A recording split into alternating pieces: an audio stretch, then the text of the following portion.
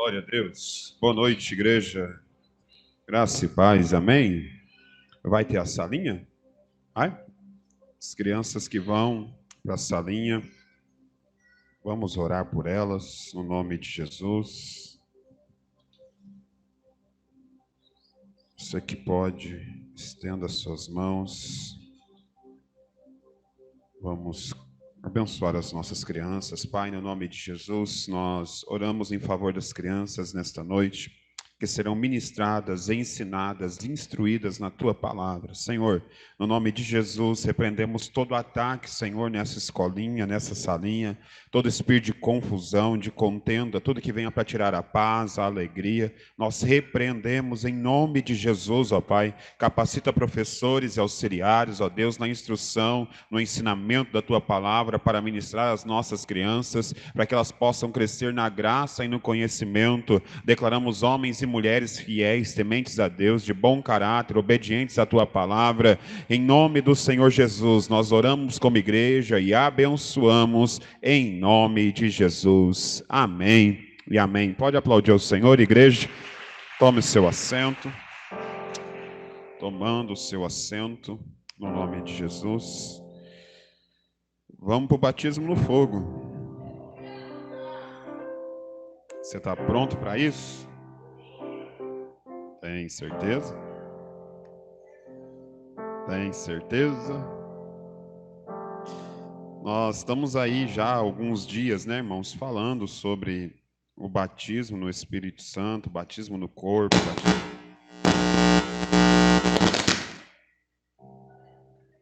sobre interferência no som. Isso não. Né, sobre questão de como a Bíblia é tremenda quando a gente entende algumas coisas, né, alguns textos. Quando a gente vai estudar e a gente vai meditar, a gente vê como Deus ele fala conosco e nos instrui de várias maneiras. Então nós falamos muitas coisas já acerca do batismo no fogo, que quem batiza com fogo é quem? O Senhor Jesus, né? Pelo jeito não ficou muito bem falado. Vamos tentar melhorar. Quem batiza com fogo é quem? Lembra lá, Mateus, capítulo 3, vamos lá. Se precisa repetir, a gente repete, mano. Não tem problema nenhum. Eu não tenho pressa, eu estou só esperando um arrebatamento.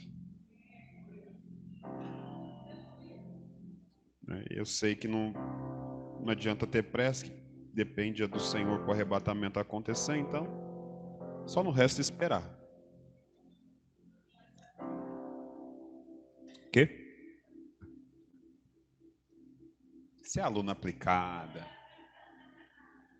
Eu vos batizo, Mateus 3,11, né? Para quem ainda não guardou a referência. Eu vos batizo com água para o arrependimento, mas aquele que vem depois de mim é mais poderoso do que eu, cujas sandálias não sou digno de levar. Ele vos batizará com o Espírito Santo e com fogo. E aí a gente fala, né? A gente tem falado isso, que não é que seja uma ordem cronológica específica, mas alguns fatos eles seguem uma ordem. É necessário primeiro eu ser batizado no arrependimento para depois eu ser batizado no corpo. Não tem como eu ser batizado no corpo, me tornar um membro do corpo de Cristo, senão primeiro eu ser passado pelo arrependimento, eu não me arrepender dos meus pecados. É o meu arrependimento de pecado que me torna um membro do corpo de Cristo. Por quê? Lá em Romanos, capítulo 10, o apóstolo Paulo fala sobre isso. Né? Eu já estou dando uma recapitulada, irmão, porque a gente já está encerrando e a gente precisa ir lembrando. Eu sei que nem todos... às vezes tem a prática de ler depois ou meditar depois em casa, quando a gente fala, né? Então a gente vai recapitulando. Romanos 10, versículo 9.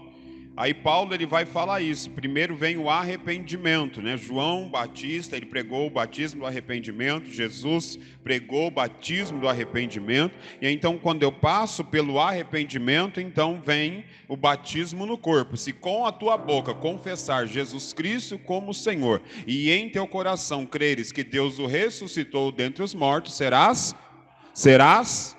E é interessante, não é, que quando nós confessamos Jesus Cristo, crendo que Ele é o Filho de Deus, que Ele morreu, ressuscitou e fez a promessa que viria buscar a igreja, ali eu me torno membro do corpo de Cristo, eu me torno igreja.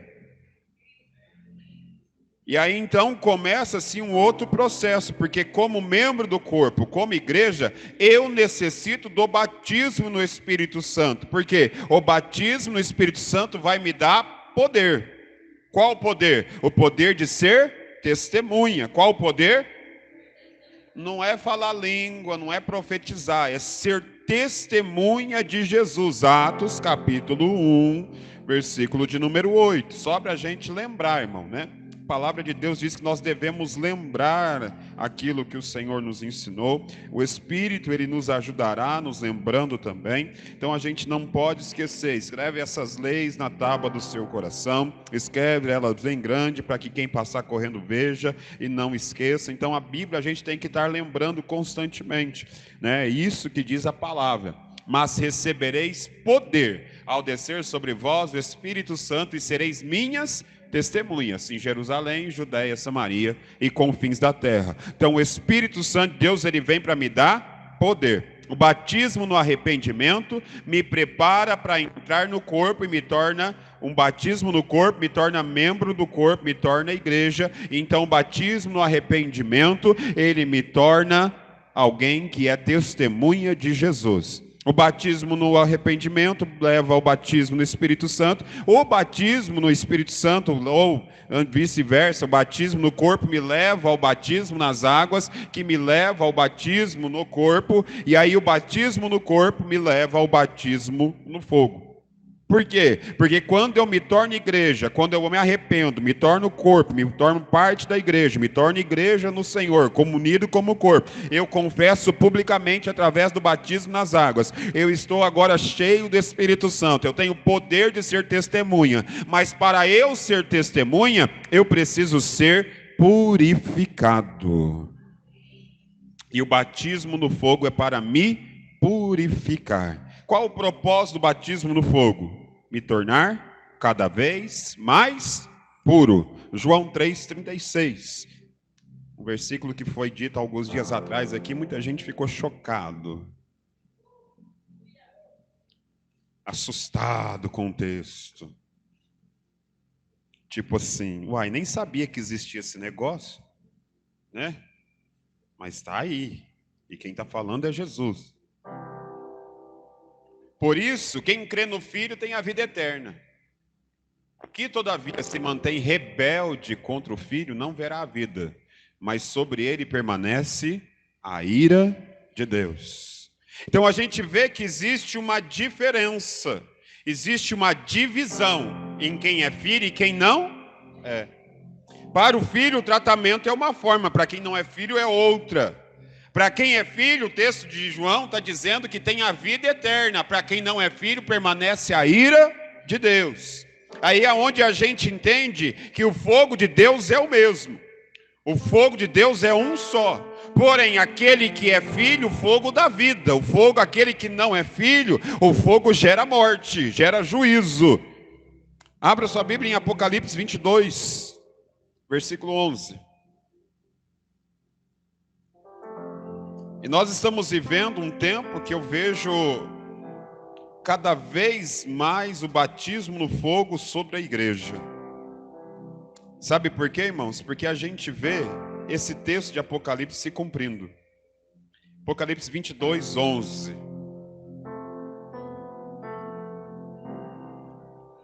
Continue o injusto fazendo injustiça. Continue o mundo ainda sendo imundo. O justo continue na prática da justiça e o santo continue a santificar-se. E aí, quando eu leio esse texto de Apocalipse, já é o capítulo 22, o último capítulo da revelação do Apocalipse. Jesus, na sua revelação a João, ele fala que o injusto que continue praticando a injustiça, que o sujo continue sendo sujo, mas quem é justo continua fazendo justiça. E quem é santo, continua a se santificar. Verso 12. Eis que cedo venho, e o meu galardão está comigo para dar cada um segundo as suas E aí a gente precisa entender que o injusto e o imundo também vão receber um tipo de galardão, mas é um galardão de juízo. Mas aquele que é justo e que é santo também receberá um galardão, o galardão de justiça e o galardão da santificação. E nós vemos nesse tempo, irmão, que o fogo de Deus está vindo sobre a igreja, e o juízo começa sobre a igreja. Repete comigo: o juízo começa pela igreja.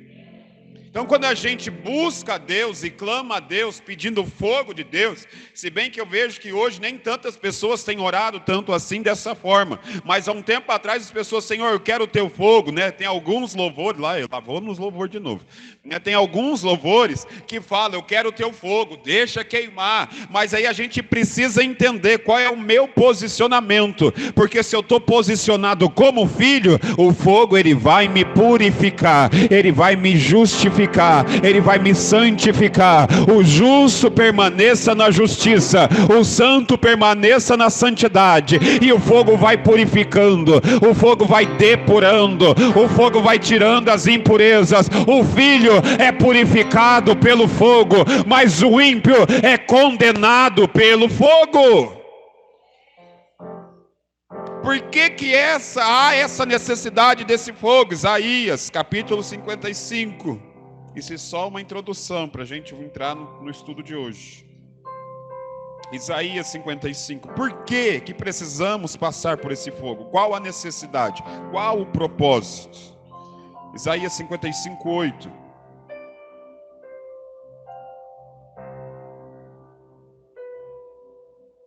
Volta lá no 5, irmão, no 6.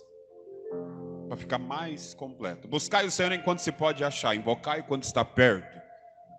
Deixe o perverso o seu caminho, o iníquo os seus pensamentos, e converta-se ao Senhor, que se compadecerá dele. E volte-se para o nosso Deus, porque é rico em perdoar. Porque os meus pensamentos não são os vossos pensamentos, nem os vossos caminhos, os meus caminhos, diz o Senhor. Pode ir para o 9. Porque assim como os céus são mais altos do que a terra, assim são os meus caminhos mais altos do que os vossos caminhos, e os meus pensamentos mais altos do que os vossos pensamentos. Qual o propósito do fogo? O propósito do fogo é alinhar a minha vontade com a vontade de Deus. É tirar de mim as impurezas, é tirar de mim aquilo que não tem agradado ao Senhor. O fogo ele vem para me purificar, mas irmão, eu vou bater nessa tecla até o final do culto, e enquanto a gente estiver falando sobre os batismos, a gente primeiro precisa ser batizado no arrependimento, batizado no corpo, batizado nas águas, batizado no Espírito Santo. Se eu sigo essa trajetória, o batismo do fogo vai vir sobre a minha vida e vai me purificar. Mas se eu não passo pelo arrependimento, pelo corpo, pelas águas, pelo Espírito Santo, o batismo no fogo ele vai trazer juízo sobre a minha vida. E aí muitas pessoas estão na igreja e não estão com a vida correta, e quando clamam pela glória, quando clamam, a glória de Deus pode matar. Em 1 Samuel, 1 Reis, 1 Samuel, tem o texto em que Davi decide trazer a arca para Jerusalém. Os filisteus tinham roubado a arca, e aí quando Davi assume o governo em Jerusalém, a primeira coisa que ele se preocupa é trazer a arca de novo para Jerusalém. A arca estava na casa de Abimeleque, e ficou lá 25 anos. Quanto tempo? E não aconteceu nada. Aí Davi decide trazer a arca. Quando ele está trazendo a arca da casa de Abimeleque, ele constrói um carro novo, de madeira nova, pega bois e coloca a arca em cima do carro e conduz a arca trazendo da casa de Abimeleque para Jerusalém. Mas no meio do caminho, na eira de Ecrom, o texto diz que o carro passa sobre uma fenda, sobre uma pedra, e o carruagem dá uma balançada, e a arca começa a deslizar para cair, e Uzá, que era um dos filhos de Abimeleque, sacerdote, ele põe a mão na arca para segurar a arca. Só que a hora que ele põe a mão na arca, o texto diz que ele morre fulminado na hora. Porque a arca representava a presença de Deus. A arca representava a presença. Então a presença de Deus não veio só para trazer alegria, ela vem para trazer juízo. Porque se você é filho, ela vai te alegrar, ela vai te fortalecer, ela vai te santificar. Mas se você não é filho, a glória de Deus pode até matar. A hora que ele põe a mão na arca, ele morre fulminado. Davi desiste de trazer a arca, deixa agora a arca na casa de Obed-edom, e a arca fica na casa de Obed-edom durante 3 meses, e a Bíblia diz que a casa de Obed-edom prosperou, a casa de Obed-edom foi abençoada. Por quê? Porque Obed-edom adorou a presença de Deus, Obed-edom reverenciou, Obed-edom estava na posição de filho, então a presença de Deus na casa de Obed-edom trouxe prosperidade, trouxe provisão, trouxe milagre, trouxe abundância, alinhou, abençoou, manifestou a glória. Aonde tem filho, o fogo purifica, a glória manifesta para os filhos, para que Deus seja glorificado. 3 meses a arca na casa de Obed-edom, e a casa de Obed-edom prosperou como nunca prosperou. 25 anos na casa de Abimeleque e não aconteceu nada. Entenda, meu irmão, o fogo de Deus está sendo derramado sobre a igreja. Então o justo continue na justiça, o santo continue na santificação, porque você receberá o galardão do Senhor. Precisamos, irmão, nos alinhar, precisamos olhar, saber, reconhecer que nós temos pecados, que nós temos palha que precisa ser queimada com fogo. O fogo queimará toda a palha. O Senhor está buscando trigo e não palha. E nem vou entrar no assunto do joio, vou deixar para outro dia. Porque é tão interessante, irmão, porque o joio normalmente ele é um tipo de erva daninha, ele é um tipo de parasita. Ele cresce junto com o trigo. Ele cresce aonde? A raiz dele se enlaça na raiz do trigo para tentar sugar nutriente do trigo. Eles são muito parecidos. A diferença, para quem não conhece, é que o joio, aonde fica a semente, é bem parecido com o mesmo do trigo, porém, ele é mais leve porque a semente dele é menor. Ele não produz tanto quanto o trigo. E quando chega a hora de amadurecer, o trigo, quando amadurece, por ser mais pesado, ele se inclina, ele se curva. O joio permanece de pé.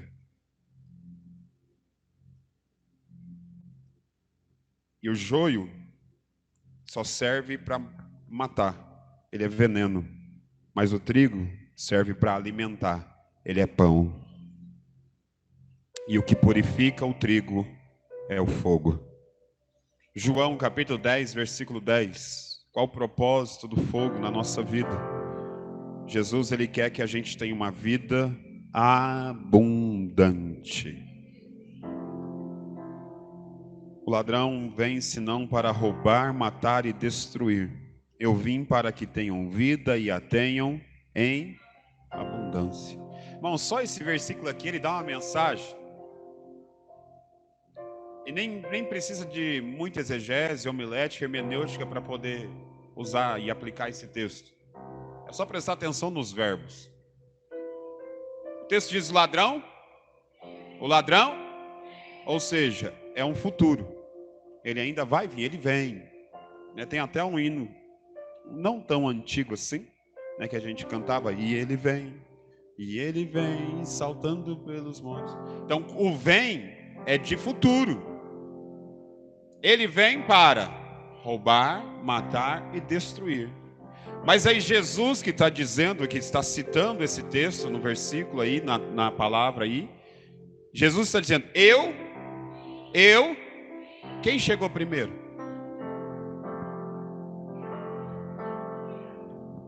Só duas pessoas entenderam, eu vou tentar. Quem chegou primeiro? Jesus veio para quê? Para dar vida e vida em... É por isso que ele vem roubar. Ele só vem roubar quem tem vida abundante, irmão.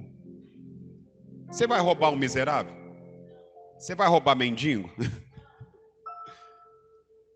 Se o diabo está te atacando é porque Jesus está no barco.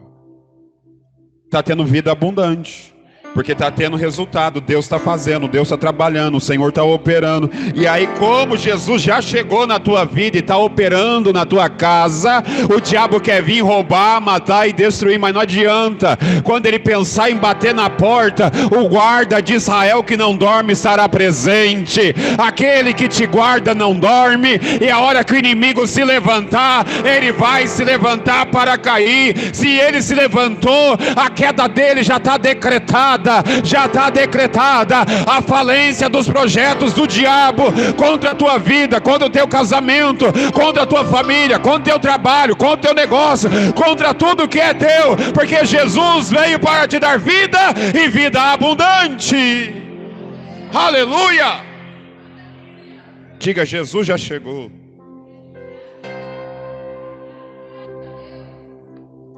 Jeremias 29:11. Qual o propósito do batismo no fogo? Porque eu bem sei os pensamentos que tenho a vosso respeito, diz o Senhor, pensamentos de paz e não de mal, para vos dar o fim que esperais. O batismo no fogo vai te levar a viver uma vida abundante que o Senhor tem preparado para você, para a sua casa e para a sua família. O batismo no fogo, ele vem porque Deus quer nos livrar do pecado, para que a gente aprenda a ter a mesma perseverança que Jesus teve nas provações que ele passou. Abra comigo em Hebreus capítulo 12, carta aos Hebreus, capítulo 12, verso 1 e 2.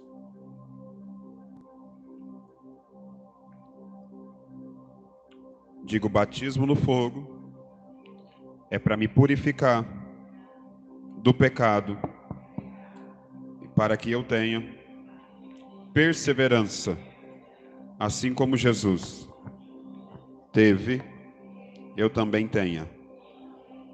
Hebreus 12:1.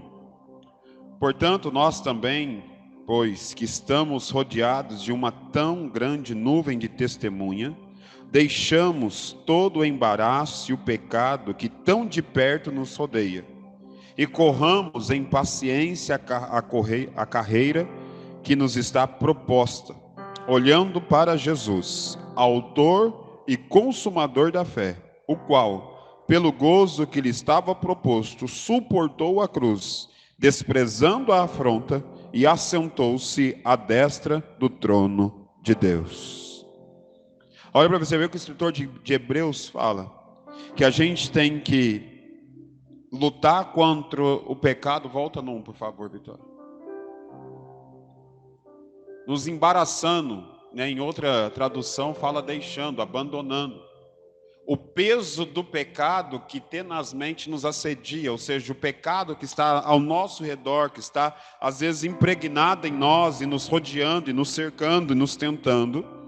É esse fogo que vai nos purificar de tal maneira que a hora que o pecado vier bater a nossa porta, a hora que a tentação vier bater a nossa porta, nós estaremos tão purificados e tão santificados pelo fogo do Espírito, que esse pecado não terá força sobre nós, esse pecado não terá influência sobre nós. Pastor, como que eu consigo vencer a mentira, a pornografia, a promiscuidade? Busque ser cheio do Espírito Santo, clame pelo fogo do Espírito, e Ele vai te purificar. Ele vai te purificar de tal maneira que o desejo pelo pecado não vai te dominar mais, o desejo pelo pecado não vai te atrair mais. A única coisa que vai te atrair é a glória de Deus, é a presença de Deus, é a palavra de Deus, é estar em comunhão com os irmãos. Quanto mais o fogo te pegar, mais santo você se torna. Deixando o embaraço, o pecado que tão de perto nos rodeia, corramos com paciência a carreira que nos está proposta, olhando para Jesus, o autor e o consumador da fé, o qual pelo gozo que lhe estava proposto, ou seja, a glória, suportou a cruz. Ou seja, aqui já está dando uma pré-entrada, irmão, no que fala do batismo no sofrimento, que nós vamos começar para outra semana já. O sofrimento que Jesus passou o levou a viver a glória que Deus tinha para ele. Jesus só viveu a glória porque primeiro ele passou pelo batismo do sofrimento. Então a gente precisa entender, irmão, que o fogo nos purifica, tirando de nós tudo aquilo que não agrada a Deus, nos tornando cada vez mais santo, cada vez mais próximo. Eu citei aqui na semana passada, né, a famosa passagem de Daniel 3, Sadraque, Mesaque e Abednego. E aqueles 3 jovens, é o batismo do fogo, irmão, de uma forma bem literal, né? Porque Nabucodonosor cria aquela lei que quem não adorasse a estátua dele seria lançado aonde? E aí a gente vê, eu vou só para lembrar, irmão, porque é muito interessante isso. Eles não se dobram, tinha alguém olhando, né, como sempre. E aí você vê aqui em Hebreus o escritor falando que estamos rodeados de uma tão grande nuvem de testemunhas. Então, né? E aí os 3 não se dobram, alguém vai lá e entrega para o rei manda chamar os 3, ele manda aquecer a fornalha 7 vezes mais, ele toca a música, os 3 não se dobram, eles amarram eles, e aí eles vão lançar os 3 na fornalha. Os soldados que vão lançar os 3 na fornalha, eles morrem queimados. E ao lançar os 3 na fornalha, o texto diz que eles foram lançados amarrados. Eles foram lançados, mas a hora que eles caem lá dentro, eles foram soltos, libertos. Por quê? Aí a gente, só para enfeitar um pouquinho o negócio, criar uma alegoria aqui, porque as cordas que amarravam eles eram as cordas da Babilônia. E o fogo de Deus só queima aquilo que não é de Deus. Eu vou repetir, o fogo de Deus só queima aquilo que não é de Deus. De Deus, mas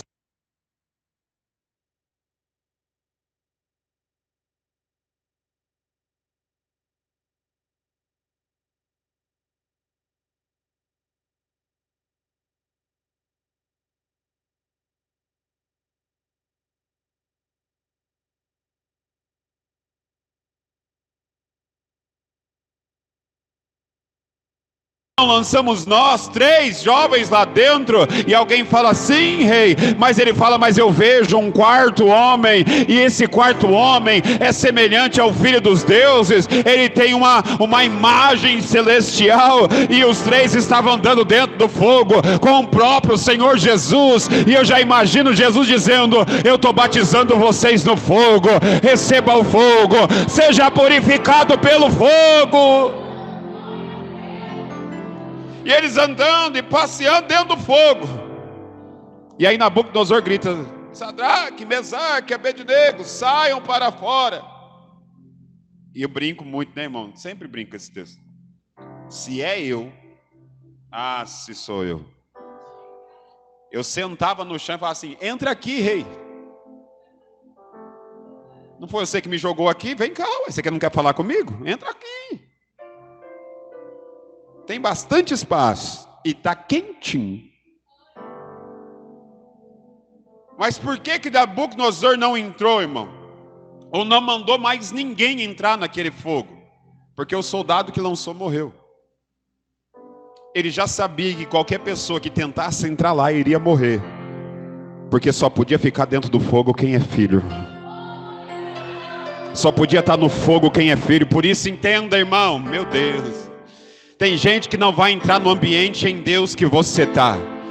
Tem gente que vai ser levada a um ambiente em Deus, de glória, de poder, de unção, de autoridade, e talvez você até tente levar alguém junto com você, mas se a pessoa não estiver na mesma posição que você está, ela não vai chegar ao nível de ambiente que você está. Então entenda, irmão, o seu relacionamento com Deus é individual, e se você está vivendo uma vida de fidelidade, de justiça, de santificação, você vai viver experiência sobrenatural, e você não consegue levar ninguém. O que você pode dizer é: eu estou no fogo, se quiser vir, pode vir, tem lugar para mais um. Mas se posiciona, entra na posição de filho, se purifica, abandona o pecado, arrependa, se converta, se alinhe e venha entrar nesse fogo, o fogo santo do Deus Todo-Poderoso.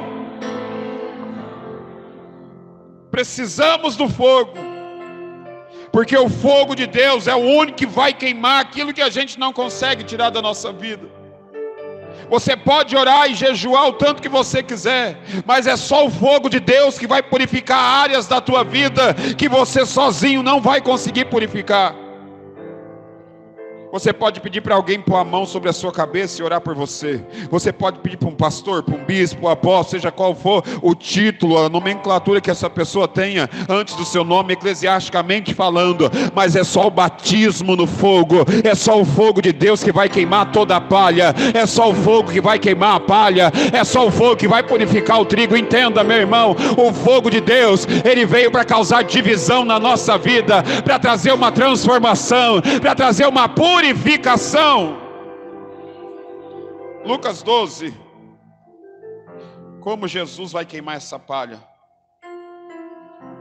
O fogo de Jesus queima toda a palha. Eu gosto muito desse texto de Daniel 3, do Sadraque, Mesaque e Abednego, porque pensa você comigo, eles foram levados cativos para a Babilônia, passaram todo aquele processo, no capítulo 1 de Daniel, de comer só legumes e tudo. Aí Deus honra Daniel, honra Misael, Ananias e Azarias. Eles passam por todo aquele processo, assumem a prefeitura de províncias. Deus coloca eles em posição de honra, e alguém querendo envergonhar eles cria essa lei, dá essa ideia, justamente para tentar derrubar os três. Cria-se essa fornalha, eles são lançados na fornalha. O fogo que eles tentaram usar para destruir Sadraque, Mesaque e Abednego foi o fogo que honrou eles ainda mais. Por isso a importância de você entender da sua posição em Deus. Lucas 12, 49. Olha o que Jesus está dizendo.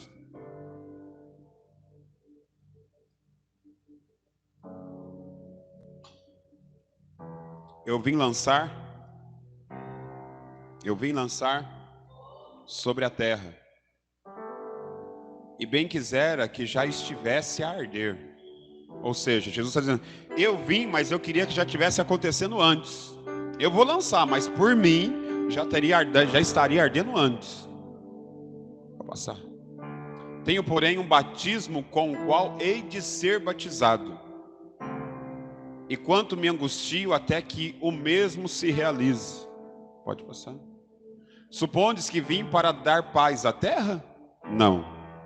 Eu vou lá afirmo que antes vim trazer. Pode passar. Porque daqui em diante, ou seja, a partir de agora, estarão 5 divididos numa casa. 3 contra 2 ou 2 contra 3.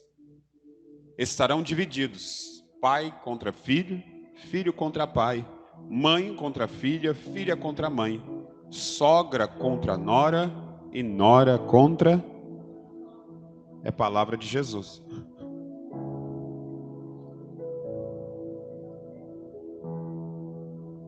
Quem está falando? Diga: o fogo de Deus traz divisão.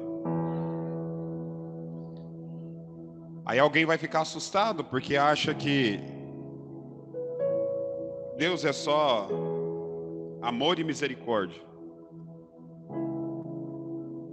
Amanhã, numa live que nós vamos fazer pelo Instagram, se você puder acompanhar, acompanhe. O Brian teve essa ideia e nós vamos falar um pouco sobre isso. O fã-clube de Jesus. Por causa de uma atriz que, numa reportagem, falou umas coisas aí que não condiz muito com a palavra de Deus e com algumas igrejas. Tem algumas igrejas que são, mas não são todas, graças a Deus. E a gente vai falar um pouco sobre isso amanhã, a partir das 20 horas, no Instagram. Então você pode estar acompanhando aí. Talvez a gente até transmite pelo canal da igreja do YouTube também. Então você pode estar ligado aí, em nome de Jesus. Jesus está dizendo, irmão, que Ele não veio só para salvar, mas é esse fogo que Ele vai batizar a igreja. Ele veio para trazer uma divisão. Vai comigo para Hebreus 4, versículo 11. E aí tem 2 textos depois que nós vamos... Não vai dar para ler eles todos, porque são muitos versículos, mas para dar esse exemplo de divisão que Jesus veio trazer. Hebreus 4, 11.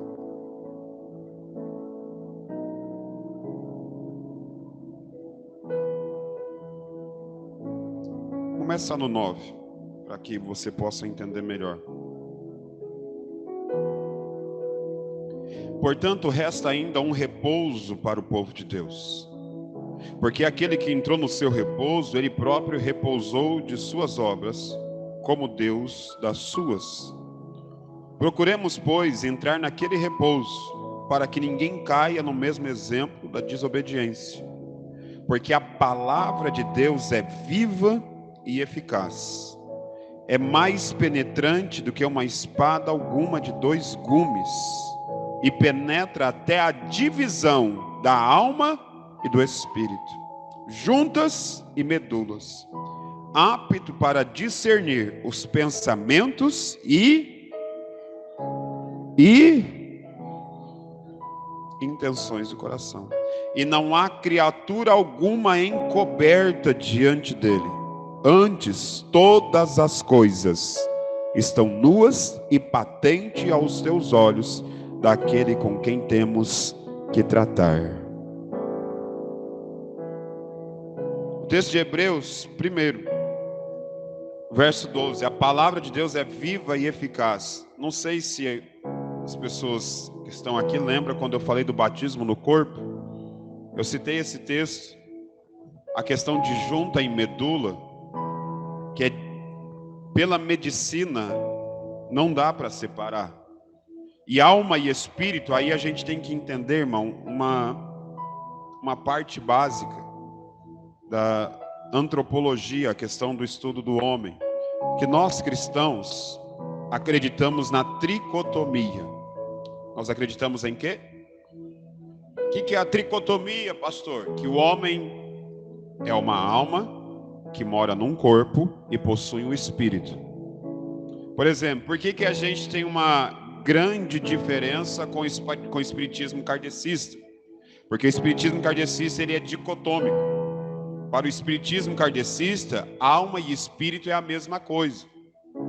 Então, por isso que eles acreditam muito em reencarnação, porque para eles, alma e espírito é a mesma coisa. E para nós, pela palavra de Deus, por vários textos, a gente pode afirmar que nós somos tricotômicos. Primeiro, lá em Gênesis 2, 7, 8, a palavra fala que Deus soprou sobre nós fôlego de vida e tornamos alma vivente. A palavra de Deus fala que nós fomos formados à imagem e à semelhança de Deus, sim ou não? Qual é essa semelhança? Justamente de ser 3 em 1. Porque Deus é Pai, Filho e Espírito Santo. Ele é Deus, Pai, Filho e Espírito Santo. Deus Pai, Deus Filho e Deus Espírito Santo. Ele é um Deus que se manifesta em 3 pessoas diferentes. Assim somos nós, um ser humano, corpo, alma e espírito, a imagem e a semelhança de Deus. Em Eclesiastes 12:7 fala: e o pó volte ao pó, corpo, matéria, volta para a terra. O espírito de Gênesis 2:7, que veio no nosso nariz, nas nossas narinas, deu fôlego de vida. Quando a gente morre, o espírito de vida volta para Deus. E a alma é a que precisa ser salva, a alma é que precisa de conversão. E aí, quando o texto diz aqui alma e espírito, humanamente, biologicamente, cientificamente, é impossível separar, a não ser pela morte, a não ser pela... Mas a outra coisa que pode separar a alma do espírito é a palavra de Deus. É esse fogo da palavra, ele pode dividir. Por que que divide a alma do espírito? Porque o espírito veio de Deus, ele volta para Deus. Mas a alma precisa ser salva. Como que a alma é salva? Batismo, arrependimento, batismo no corpo, batismo nas águas, batismo no espírito, batismo no fogo, batismo no sofrimento, para que possa andar de acordo com a vontade de Deus. E é tão interessante que o escritor ainda fala assim, que ela pode discernir pensamento e intenção do coração. Repete comigo, a palavra de Deus pode discernir, diferenciar, descobrir o que é pensamento e o que é intenção do coração. Será que você às vezes consegue saber o que é um pensamento e o que é a intenção do coração? Não, mas a palavra de Deus sabe. É por isso que precisamos ouvir a palavra, para trazer essa divisão. Porque uma coisa é um pensamento, outra coisa é a motivação do coração, é a intenção do coração. E aí no versículo 3 diz que não há criatura alguma encoberta diante dele. Dele quem? Deus. Antes, todas as coisas estão nuas e patentes aos olhos daquele com quem temos que tratar. É aquele negócio que a gente fala, irmão, e principalmente para jovem e criança, né? Eu não estou lá no seu quarto vendo o seu telefone, mas Deus está. Eu não estou lá naquele quartinho escuro, mas Deus está. Eu não estou lá naquele momento que você está sozinho, mas Deus está. O seu pai, sua mãe, o seu esposo, sua esposa, filhos, parente, o seu empregador, o seu patrão, talvez não está vendo o que você está fazendo, mas pode ter certeza que existe um Deus no céu que está vendo todas as coisas estão nuas e patentes aos teus olhos, e não há nada encoberto aos olhos de Deus. Diga, não há nada encoberto aos olhos de Deus. E é isso que esse fogo veio trazer, irmão. João capítulo 4. Que tipo de divisão é essa que Jesus disse? Veio trazer fogo na terra, divisão. Colocar filho contra pai, pai contra filho, mãe contra filha, filha contra mãe, sogra contra nora, nora contra sogra. Na mesma casa estarão uns contra os outros. Eu vou ler só esse, o outro eu não vou ler, mas eu só vou explicar. Se você quiser ler em casa depois, anota para você ler. João 7:34. Esse tem menos versículo para a gente ler.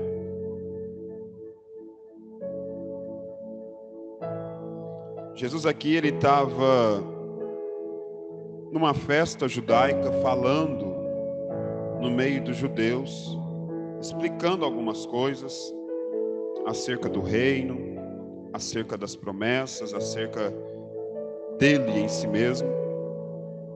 E aqui no versículo 34 ele diz assim: vós me buscareis e não me achareis, e onde eu estou, vós não podeis vir. Disseram, pois, os judeus uns para os outros: para onde irá este, que não acharemos? Irá porventura dispersos entre os gregos e ensinará os gregos? Jesus estava falando de uma condição espiritual e os judeus estão olhando para uma condição humana. Jesus está dizendo que ele está num patamar espiritual, numa posição espiritual diferente daqueles judeus que ele estava falando. E os judeus, não entendendo, estão achando que ele está falando da condição física. que ele fala que iria para um lugar aonde eles não podem ir, porque o judeu ele tinha uma séria dificuldade de se relacionar com os gregos da época, por causa de cultura e um monte de coisa. E aí quando Jesus fala, eu estou ou vou para um lugar aonde vocês não podem estar, eles pensam que Jesus vai para se envolver com os gregos e vai sair da Galiléia e da Judéia. Aí verso 36, que palavra é essa que disse, buscar-me-eis, mas não me achareis, e onde estou, vós não podeis vir? E no último dia, o grande dia da festa, Jesus pôs-se em pé e clamou dizendo, se alguém tem sede, venha a mim e beba. Quem crê em mim, como diz a Escritura, rios de água viva correrão do seu. Quem crê em mim, como diz a Escritura, rios de água viva correrão do seu ventre. E isso diz ele, do Espírito que haviam de receber os que nele crescem, porque o Espírito Santo ainda não fora dado, porque ainda Jesus não ter sido glorificado. Então muitos da multidão, ouvindo esta palavra, diziam, verdadeiramente este é o profeta.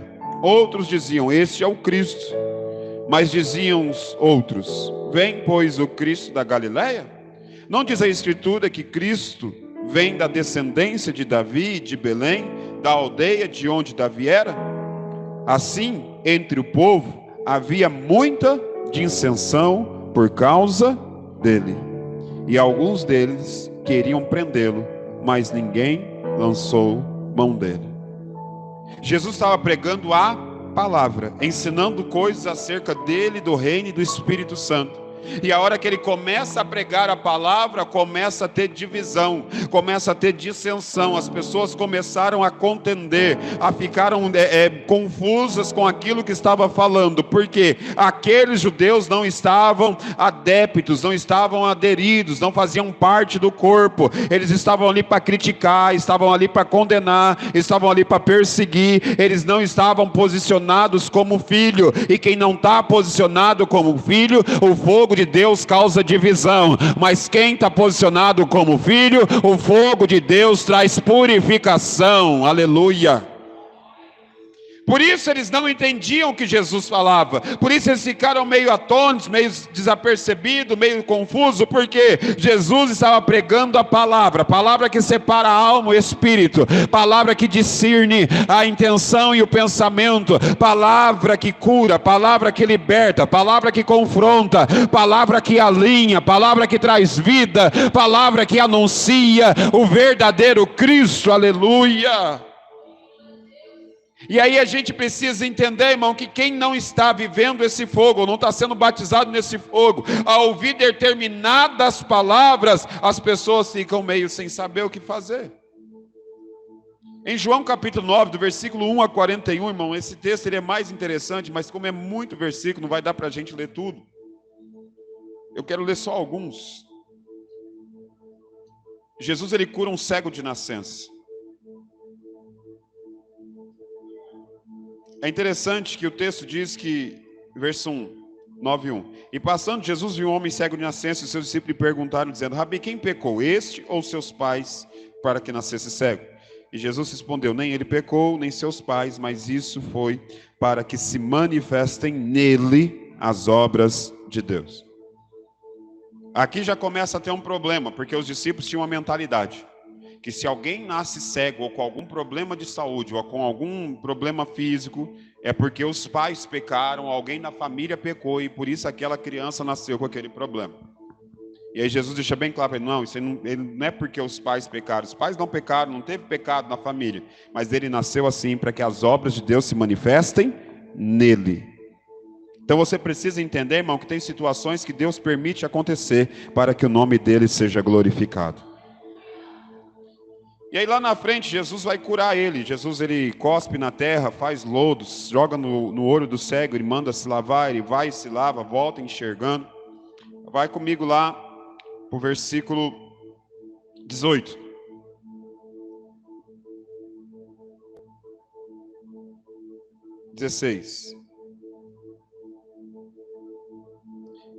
Então alguns dos fariseus diziam, este homem não é de Deus, pois não guarda o sábado. Diziam outros, como pode um homem pecador fazer tais sinais? E havia dissensão entre eles. da dissensão também. 17. Tornaram, pois, a dizer ao cego: tu que dizes daquele que te abriu os olhos? Ele respondeu que é profeta. Os judeus, porém, não creram que ele tivesse sido cego. Agora estão falando, irmão, que os judeus, os fariseus, não acreditavam que o homem que estava falando que era cego, que agora eles não estão acreditando que ele era cego. E que agora visse, enquanto não chamaram os pais do que agora via. E perguntaram, dizendo: é este o vosso filho, os pais e vossos pais ter nascido cego? Como, pois, vê agora? Seus pais responderam e disseram: sabemos que este é nosso filho e que nasceu cego.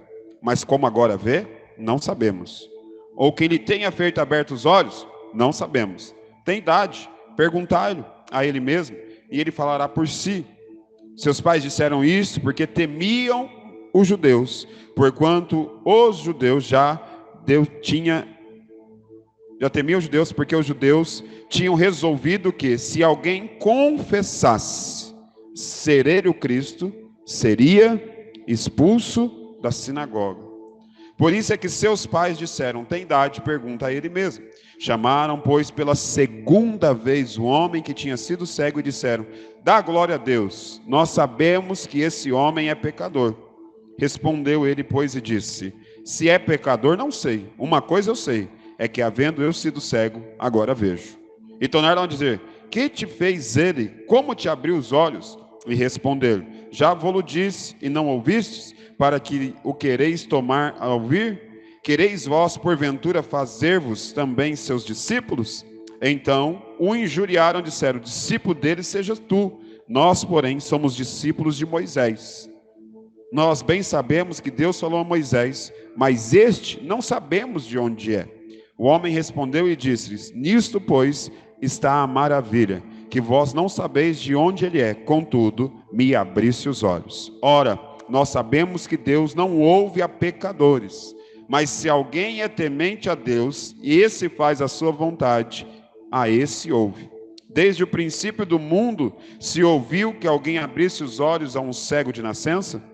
Se esse não fosse de Deus, nada poderia fazer. Responderam eles e disseram: tu és nascido todo em pecado, e nos ensina a nós? E o expulsaram da sinagoga. Olha a confusão que Jesus causou, irmão. Ele curou um cego no sábado, um cego de nascença. Os judeus daquela época ficaram confusos porque, primeiro, nunca tinha visto um cego de nascença ser curado. Segundo, alguém ser curado daquela forma no sábado. E esse era um dos principais motivos que os fariseus perseguiam Jesus, irmão, porque ele fazia milagres no sábado. Jesus fazia milagres, e o fariseu entendia que no sábado não podia fazer nada, que o sábado é exclusivo para Deus. Hoje aqui a gente conhece uma denominação com o nome de Testemunha de Jeová e Adventista do Sétimo Dia, principalmente Adventista do Sétimo Dia. Ela guarda o sábado, 6 horas da tarde da sexta até as 6 horas da tarde do sábado, que eles dedicam exclusivamente para Deus e não fazem mais nada, não pode fazer nenhum tipo de esforço, nenhum tipo de trabalho, nada. Tem que se dedicar exclusivamente a Deus. Mas aí Jesus vem e começa a fazer milagres no sábado. E aí para esses fariseus, Jesus não era de Deus, porque fazia milagres no sábado. Segundo eles, Jesus estava desobedecendo a lei. Mas a palavra de Deus deixa bem claro, irmão, que não foi o homem criado para o sábado, mas o sábado criado para o homem. E aí então eles entram em discussão, em confusão, e querendo não acreditar que o homem que tinha sido curado era cego de nascença. Chama os pais dele confirmam, pergunta a segunda vez, ou seja, Jesus veio para trazer divisão. Mas qual é essa divisão? Entre quem é filho e quem não é. Quem é filho vai ser purificado pelo fogo. Quem não é, vai ser queimado pelo fogo. O fogo de Deus revela as nossas obras. Repete comigo: o fogo de Deus revela as nossas obras. 1 Coríntios 3, e já estou encerrando. Esse texto Esse texto, irmão. Paulo escrevendo aos Coríntios, 1 aos Coríntios, capítulo 3, verso 11.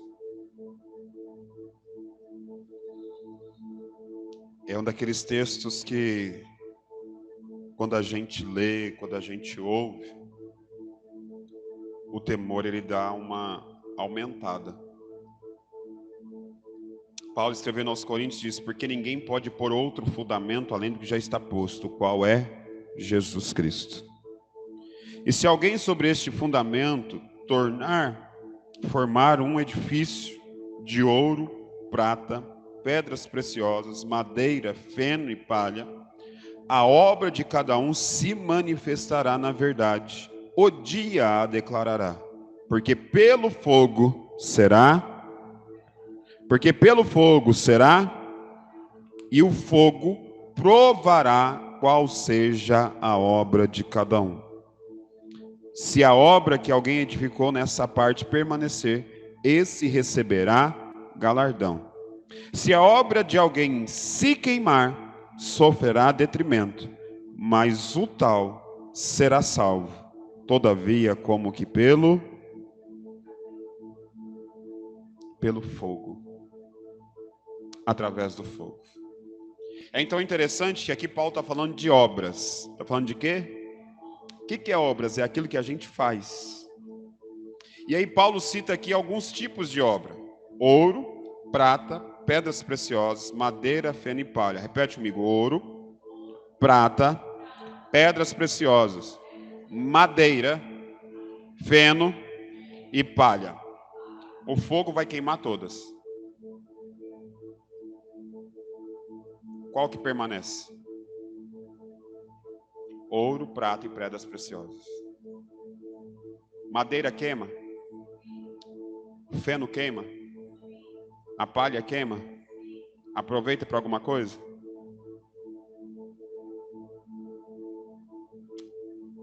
E a gente vê, irmão, que esse fogo ele já está queimando. Porque tem muito pastor e muita igreja passando por esse fogo e a obra está sendo queimada. Porque são obras feitas por madeira, feno e palha. Lembra, o juízo de Deus começa pela casa. Se você vem à igreja, se você ouve a palavra, conserta a sua vida. Para que o fogo de Deus, quando ele te pegar, ele te purifique. Porque se você não consertar a sua vida diante de Deus, o fogo de Deus vai vir como juízo sobre a sua vida. E aí lá em Hebreus está dizendo: horrenda coisa é cair na mão do Deus vivo. Porque da mão do diabo, Deus te livra. Da mão do homem, Deus te livra. Mas da mão de Deus, ninguém pode te livrar. Conserta a sua vida, irmão. E aqui Paulo ainda fala que, ainda que a obra seja queimada, o autor da obra, ele ainda pode ser salvo. Mas ele vai ser salvo pelo fogo. Por isso, né, até brincaram com a gente na última terça-feira, num corinho bem antigo que fala: quando essa terra pegar fogo, onde é que você vai ficar? Tem um outro que fala que a primeira terra acabou com água, Gênesis 6, o dilúvio, mas a segunda vai acabar com fogo. E se a sua vida está edificada em Jesus, o fundamento da sua vida é Jesus, e você constrói a sua vida nesse fundamento, e constrói a sua vida como um edifício de ouro, prata e pedras preciosas, o fogo vai vir, mas vai depurar, vai deixar mais puro, vai deixar mais santo, vai deixar mais valoroso, vai deixar mais precioso. Mas se a sua vida é madeira, palha e feno, ela será queimada. O fogo de Deus é um fogo que nunca se apaga. É por isso que nós temos que clamar todos os dias dizendo: Senhor, eu quero ser trigo. Que o teu fogo possa me purificar de toda a palha. E que eu seja um trigo cada vez mais puro na sua presença. Deus quer nos limpar de todas as impurezas. 1 João, capítulo 1, verso 8, diz: se nós dissermos que não temos pecado, fazemos isso de maneira mentirosa. O verso 9 diz: se confessarmos os nossos pecados a Ele, Ele é justo e fiel para perdoar os nossos pecados e nos purificar de todas as nossas iniquidades. Como que Ele nos purifica? Através do fogo. O fogo de Deus veio para te purificar, irmão. E deixa eu te dizer uma coisa: não depende de você querer ou não, não depende de você ter fé ou não. Você leu comigo, Jesus veio trazer fogo sobre a terra. Esse fogo ele já está queimando e vai queimar cada vez mais. Eu vejo que a passagem de Daniel 3, quando Nabucodonosor manda aumentar a potência da fornalha, eu vejo que ali é uma tipologia de Deus aumentando o fogo sobre a terra. Aqueles que forem filhos, aquilo que está amarrando a sua vida, o fogo de Deus vai libertar. Aquilo que está prendendo você de caminhar, aquilo que está prendendo você de receber, aquilo que está impedindo você de viver o sobrenatural. Se você está posicionado como filho, nesses últimos dias, escute essa palavra: o fogo de Deus vai abrir portas, o fogo de Deus vai queimar amarrações, o fogo de Deus vai te purificar, para você viver o sobrenatural de Deus de uma maneira poderosa. Por isso, se posicione, entre como filho, seja filho de Deus, seja filha de Deus, abandone o pecado, abandone o mundo, abandone a vontade da carne, abandone os desejos da carne, se submeta ao senhorio de Cristo, se converta ao Senhor, porque Ele tem caminho mais altos, os planos dele são melhores, os pensamentos dele são melhores. Se converta ao Senhor, arrependa-te do teu pecado, seja purificado pelo fogo e viva uma vida abundante em nome de Jesus. Feche os teus olhos, curve a sua cabeça. Eu quero orar por você nessa noite.